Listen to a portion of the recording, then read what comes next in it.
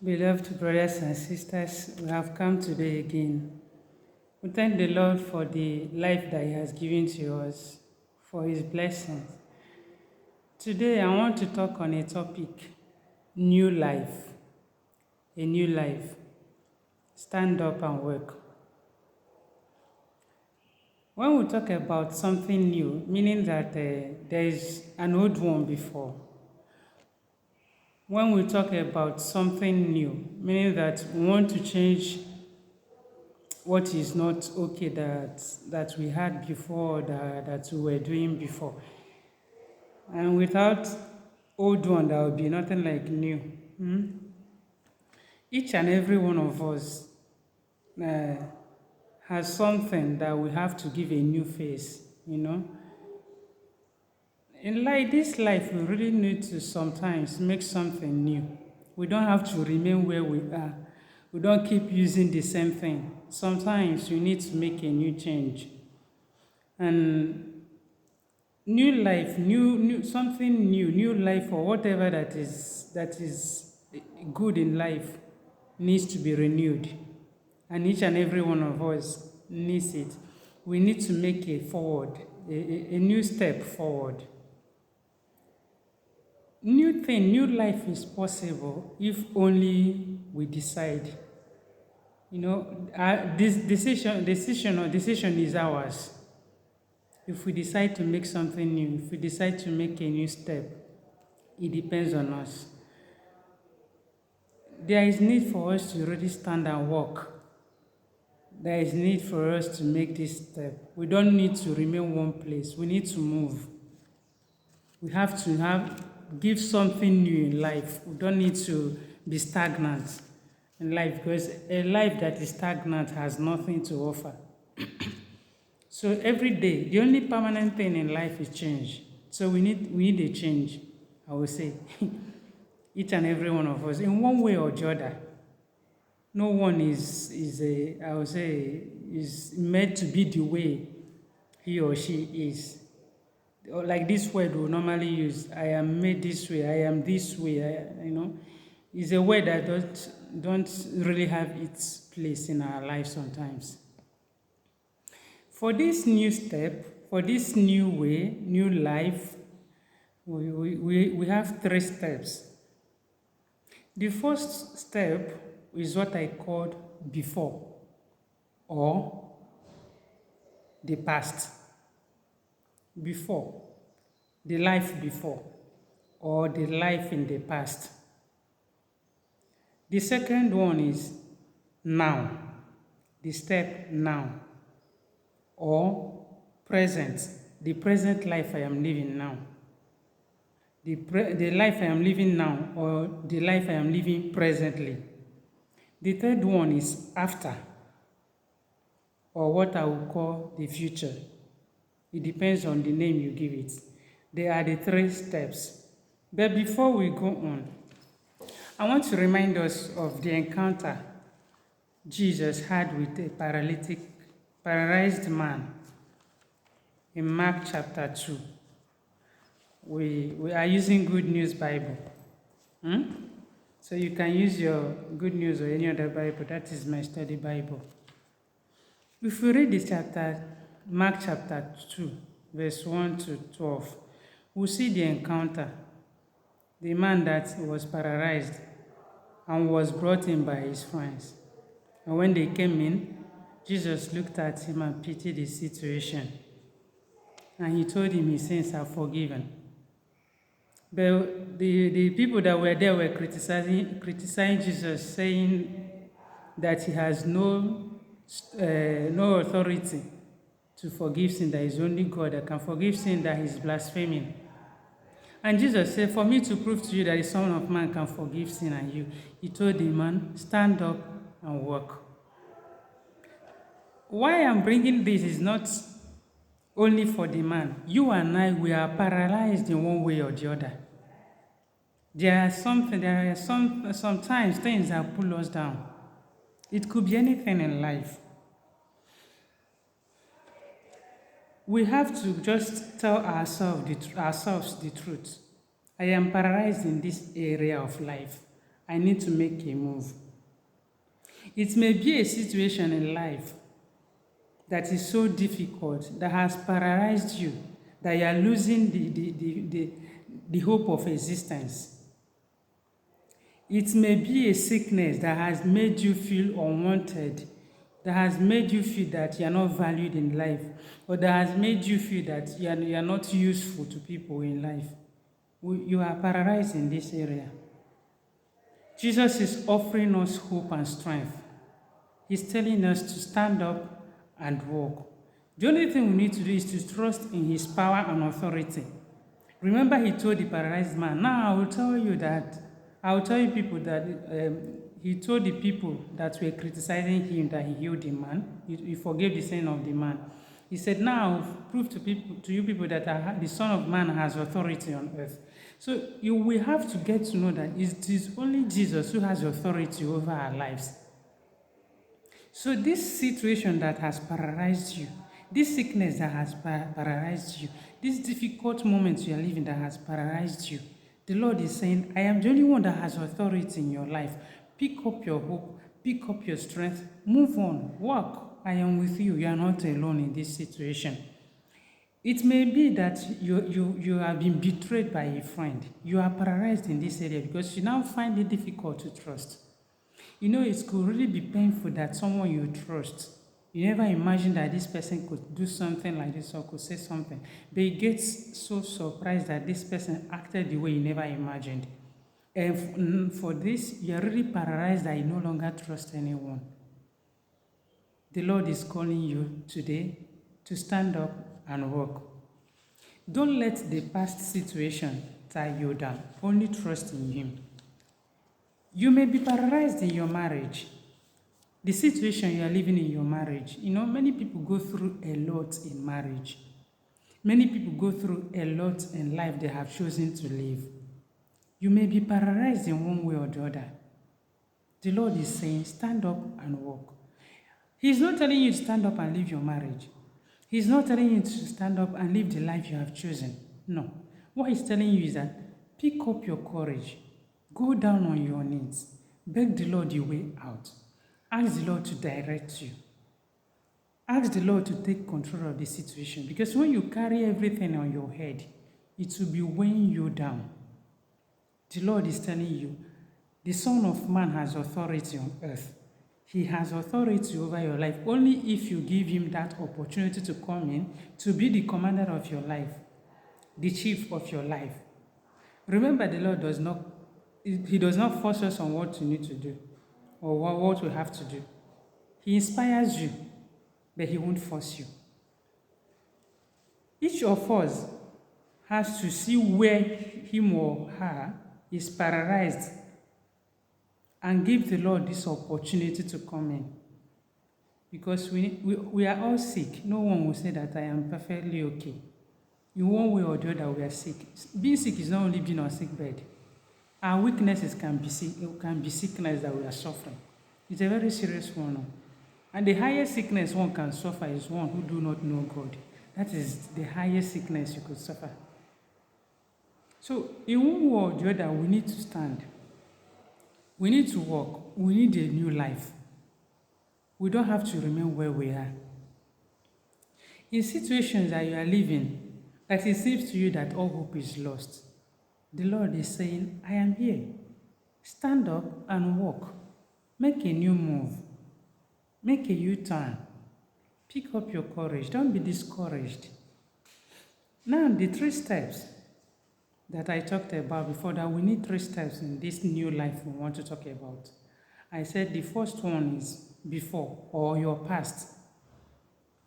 The past situation you lived that has crippled you both spiritually or physically. Because sometimes we neglect our spiritual lives.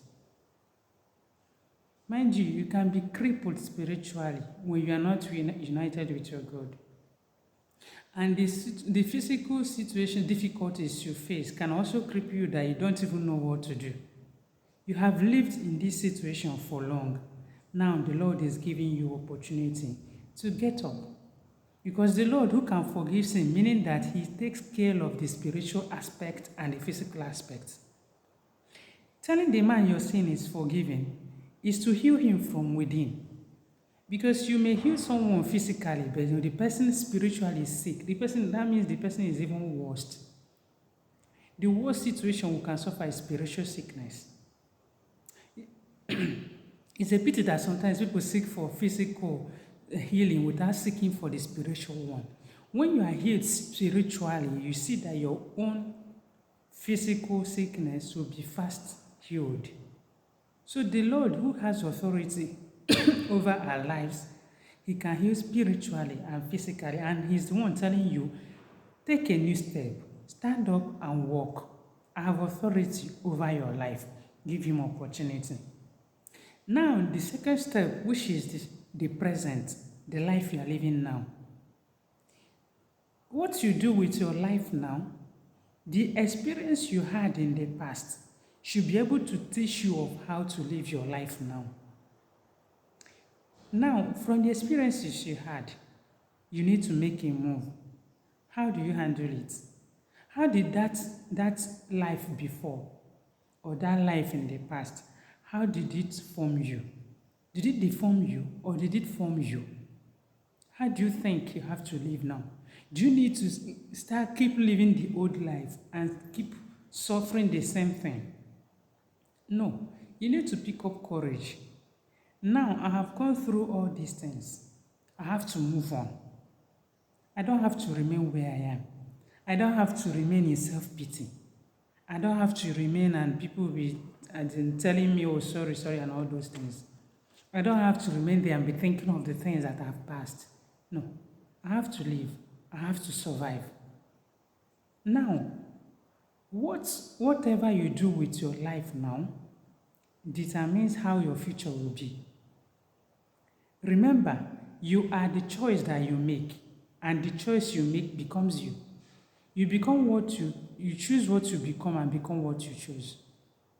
So be careful with whatever you do. Also remember that whatever life you're living now is your choice. You know, sometimes when people say that I don't have a choice, I had to do this, who told you that? You are the only one who can make your choice. You can decide to do this and you can decide not to do this. Nothing influences your choice. It is your choice. It's what you decided to do. The Lord cannot even force us because he respects our liberty. We are free children of God and God respects that freedom. So he can't force you to do that which you don't want to do. Even though it's a good thing he's inspiring you to do, he will not force you to do it because he's a very respectful man that respects our liberty. So you can't say that you had no choice, that was why you chose the other one. No, you have a choice. So the choice you make with your life, with this present situation you are living now, or with the experience you had before, that determines your future, the life after. Mind you, with your experience that you had before, we say in our place that experience is the best teacher. You have learned. You have seen the good and the bad. Pick up the good, leave the bad. Then live your life presently and think of the future. What you are living now, that is what will show you what your future will be like tomorrow.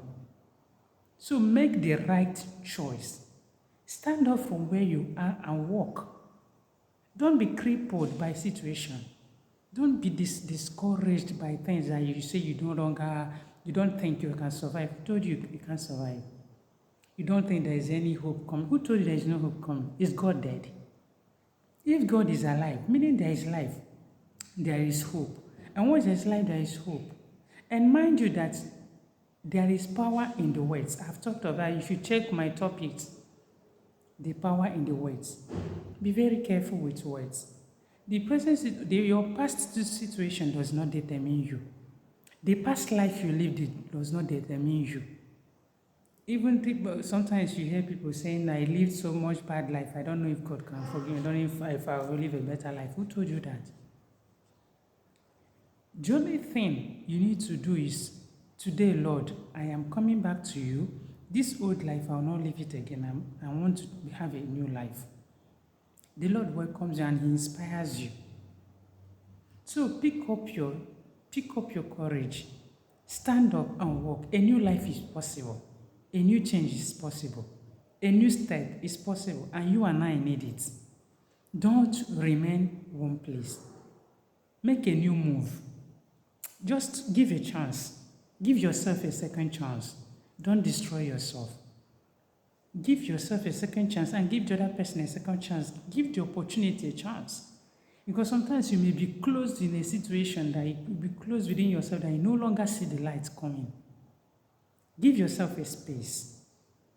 Make yourself, as in, live a life. You have to live. You have to live. You're not dead. You don't need to kill yourself. Live. Live because you have to live. Be yourself and live. There are many people counting on you. There are many people whose life, your joy, as in, has something to contribute to their life, who are looking up to you. So you need to live. Your choice is that you have to live. So just make that move. The decision, as I said before, you make at this present situation with the experiences you had, that is what determines your future. So whatever decision you are making now, think of your future. I don't want to make the same mistake again, Lord. I am taking this bold step. Mind you, whatever you do, you need to put it in God's hand. You have made mistakes in the past, maybe because you don't take God serious. Okay. Now you are living this present life. You've realized your mistakes. You need the Lord in this present time. Now in the situation that your choice of how your life will be, you need to present it before God, even before you make a move. Lord, see what I want to do. Please help me and direct me. You know, when you present things before God, He makes it clear for you. He directs your step. You see that your future is brighter than what it was. You see that your future is beautiful. You see that you can do many beautiful things you never even imagined. Now, I want to encourage us and remind us of what the Lord said in Isaiah 43.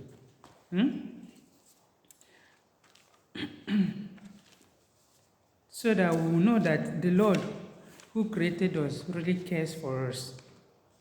He cares for you and I. Isaiah 43, verse 18. He says, but the Lord said, do not cling to the events of the past. Do you hear that? Do not cling to the events of the past or dwell on what happened long ago. That means the Lord is even encouraging you and I to make a step. He knows that you have gone through all those things. He doesn't want you to dwell in that. He doesn't want you to keep blaming yourself, keep blaming others, and living in self-pity. No. The Lord wants people who will take up courage and walk. He's saying that do not tie yourself down in that. He wants you to move. Now he says, watch for the new thing I am going to do. It is happening already. You can see it now. The Lord said you should watch for the new things I have started doing. He's doing it already. Meaning that for you to realize that you have made mistakes, for you to realize that really I don't need to remain here, it's already the Lord inspiring you. He's the one calling you out from where you are, calling you out from that darkness to the light. He's the one inviting you to a better life. He's the one inviting you to a brighter future. He's the one inviting you to a beautiful life. And he says, I will make a road through the wilderness and give you streams of water there.